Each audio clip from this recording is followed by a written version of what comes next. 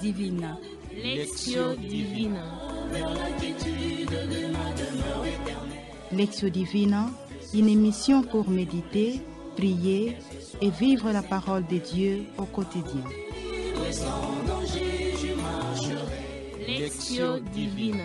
Lectio Divina.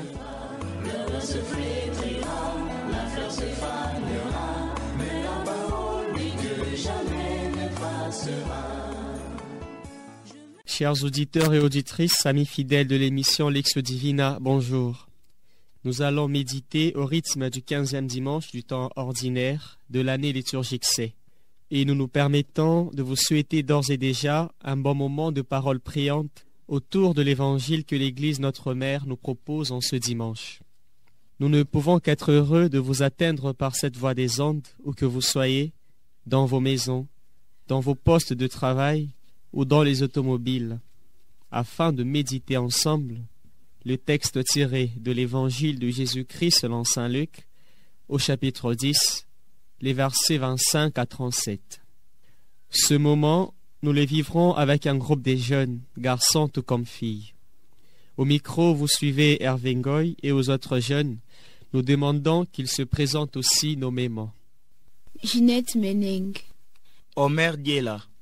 Au micro, c'est le frère Hervé Ngoy, missionnaire de Saint-Paul. Cette émission, qui est une production des filles de Saint-Paul, est réalisée par la sœur Chanel Londo et la technique est assurée par l'ingénieur Olivier Ngiesi. Aimables auditeurs et auditrices, à l'unisson avec l'Église tout entière, nous célébrons le 15e dimanche du temps ordinaire de l'année liturgique C. En bref, la liturgie de la parole nous invite à non seulement écouter la parole, mais aussi et surtout à la mettre en pratique.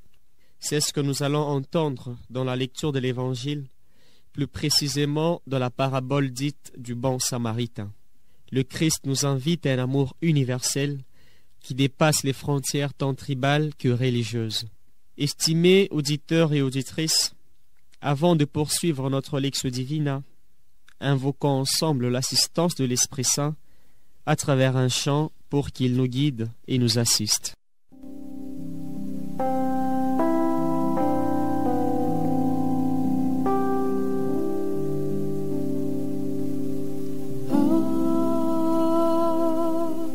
Viens,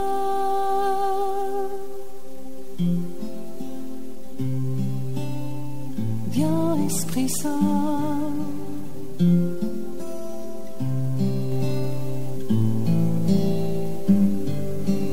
Viens,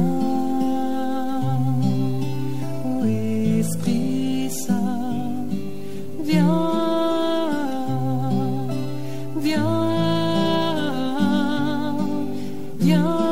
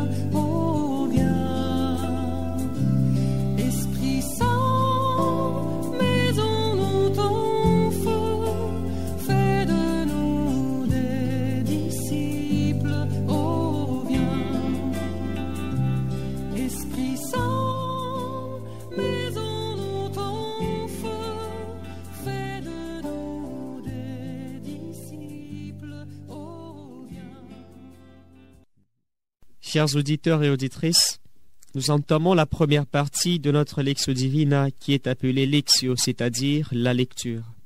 Justement parce que c'est en ce moment où nous disposons nos cœurs à l'écoute de la parole. Ainsi, nous inviterons juste après le chant d'acclamation notre ami Omer à lire pour la première fois l'Évangile.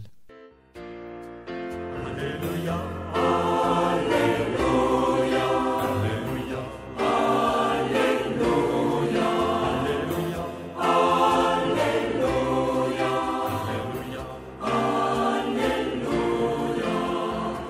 Évangile de Jésus-Christ selon saint Luc, au chapitre 10e, du 25e au 37e verset.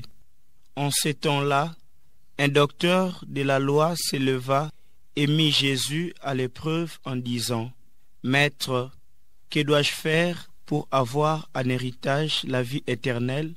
Jésus lui demanda, « Dans la loi, qu'y a-t-il d'écrit?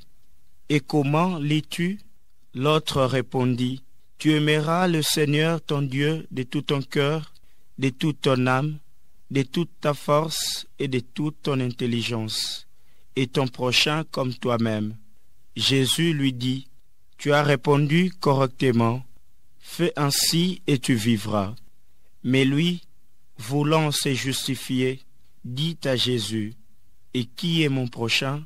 Jésus reprit la parole, « Un homme descendait de Jérusalem à Jéricho, et il tomba sur des bandits. Ceux-ci, après l'avoir dépouillé et roué des coups, s'en allèrent, les laissant à moitié morts. Par hasard, un prêtre descendait par ce chemin, il les vit et passa de l'autre côté. De même, un lévite arriva à cet endroit, il les vit et passa de l'autre côté.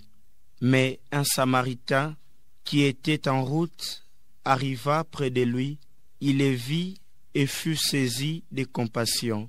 Il s'approcha et pansa ses blessures en y versant de l'huile et du vin.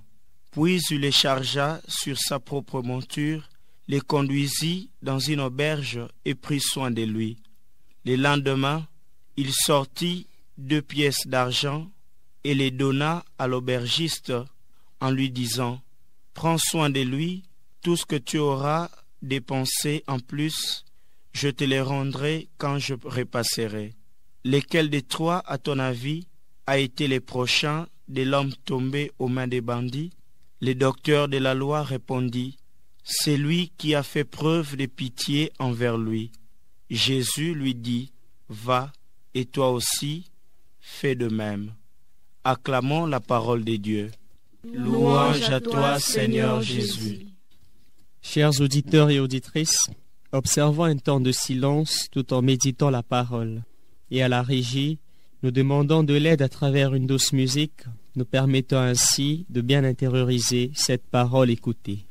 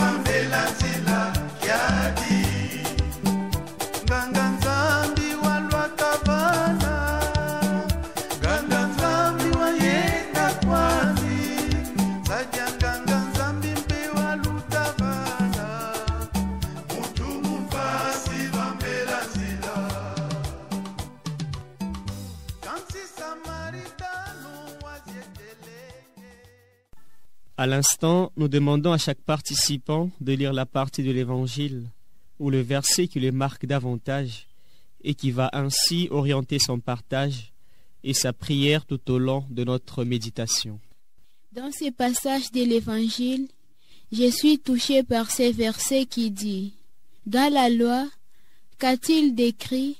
Que lis-tu » L'autre répondit « Tu aimeras le Seigneur ton Dieu de tout ton cœur, de toute ton âme, de toute ta force et de ton esprit, et ton prochain comme toi-même. » Ce que je prends comme verset ou comme partie qui m'aidera à entrer dans ce partage, c'est « Et qui est mon prochain ?» Chers auditeurs et auditrices, ce retour nous plonge sans transition dans la deuxième partie de notre Lectio Divina. Au cours de celle-ci, il sera question de partager sur ce que le verset a apporté en nous. À présent, nous accordons la parole à chaque participant pour nous partager sur ce qu'ils ont compris par rapport à l'Évangile. Dans cet extrait de l'Évangile, le Christ m'invite à l'amour de Dieu et du prochain. Je suis appelé à appliquer le premier commandement, celui de l'amour parfait. Cela m'appelle à croire en lui, d'espérer en lui et à l'aimer par-dessus tout, et que cet amour doit être total, constant et partagé. En deuxième lieu, le Christ me demande d'aimer mon prochain comme moi-même. Cela implique la pratique d'un amour qui n'exclut personne et qui doit être aussi sincère, qui inclut même les ennemis. Le Christ veut m'ouvrir la notion du prochain qui doit être large. Il veut rendre cet amour un amour vrai qui naît d'un appel intérieur plus fort que le danger de risquer sa vie, de continuer à aimer sans arrêt. Mais parfois il m'arrive de montrer mon amour seulement aux personnes que j'aime bien et ceux qui m'aiment aussi, aux membres de ma famille, à mon entourage, aux gens qui me font du bien. Et je vis indifférente aux personnes que je considère comme ennemies. Mais, à travers l'interpellation du Christ dans ces passages de l'Évangile, je me sens appelée à changer ma mentalité et ma manière d'aimer, c'est-à-dire à élargir mon cœur pour accueillir l'autre comme mon frère et ma sœur dans sa diversité de dons et de foi. Et qui est mon prochain? J'ai choisi cette interrogation comme la porte d'entrée de mon partage, parce qu'elle est, à mon humble avis, le point central autour duquel tourne cette parabole dite du bon samaritain, contenue dans l'Évangile. En fait, par cette parabole, Jésus retourne la question « Qui est mon prochain ?» au docteur de la loi, et il les laisse découvrir seuls ce qu'est réellement un prochain. Ce qui me touche ici, c'est que je me sens différent lorsque je lis l'attitude du bon samaritain. En effet, parfois il m'arrive de ne pas prendre les risques pour réaliser un bien. Parfois je n'arrive pas à surpasser les hostilités entre moi et ceux qui ne partagent pas la même foi, la même vision, voire le même coutume que moi. Souvent, je tergiverse. Je tarde à prendre une décision de laquelle sortirait pourtant un bienfait, simplement parce que je peine à me libérer d'une certaine idéologie qui dicte mon comportement. Voilà pourquoi, au terme de ce partage, j'aimerais être purifié en faisant un pas vers le bien agir. Le pas vers le bien agir devrait m'aider à comprendre que faire du bien à l'autre, soigner l'autre, guérir l'autre, apporter la joie à l'autre, ne dépend pas des circonstances appropriées ou du contexte. Plutôt, d'autant plus que le bien restera bien, il faut le faire. Qui est mon prochain? Le prochain est toute personne, que je ne la connaisse ou pas, qu'il partage les mêmes idées avec moi ou pas, mais que cette personne-là soit en face de moi et qu'il manque de quelque chose et à qui mon aide serait nécessaire ou utile. Chers amateurs de la Lectio Divina, la troisième partie de Lectio Divina dite Oratio veut que chaque orant ou orante exprime du fond de son cœur sa prière et au besoin ses résolutions à Dieu. Écoutons à présent les résolutions ou les prières formulées par chaque participant. Seigneur, nous te rendons grâce, nous te disons merci pour les dons de la vie et pour tout le bienfait dont nous sommes bénéficiaires. Merci Seigneur pour ta parole qui nous nourrit spirituellement. Mais pour que cette parole, pour que cette nourriture devienne effective dans notre vie, nous demandons ta grâce, donne-nous la force de pouvoir pratiquer ce que tu nous enseignes. Et nous demandons également de nous apprendre comment prendre soin de l'autre, comment penser les blessures de l'autre, comment guérir l'autre de sa maladie. Et ainsi nous pourrons espérer goûter du bonheur que tu nous promets dans ton paradis. Amen. Seigneur Jésus, je te rends grâce pour le don de ta parole de ce jour qui révèle à moi un vrai amour de toi et du prochain au-dessus de tout.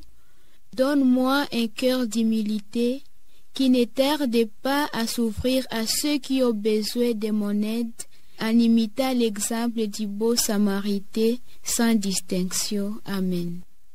Chers auditeurs et auditrices, tout ce qui est bien qui finit bien. Nous voilà au terme de notre lecture priante, vécue non seulement ici au studio, mais aussi tant dans vos maisons que partout ailleurs où vous nous suivez. Nous remercions le Seigneur pour le don de sa parole. Nos remerciements sont également adressés à vous, nos chers auditeurs, pour avoir été de nôtres tout au long de cette émission. Merci également à nos amis Omer et Junette pour leur participation active et manifeste. Puisse le Seigneur vous inspirer davantage et faire de vous tous des vrais disciples au service de sa parole à vulgariser et à annoncer, mais aussi et surtout de bons samaritains. Chers auditeurs et auditrices, bonne célébration du 15e dimanche du temps ordinaire de l'année liturgique C. Tâchez de ne pas nous oublier pendant vos moments de prière. Au revoir et à la prochaine.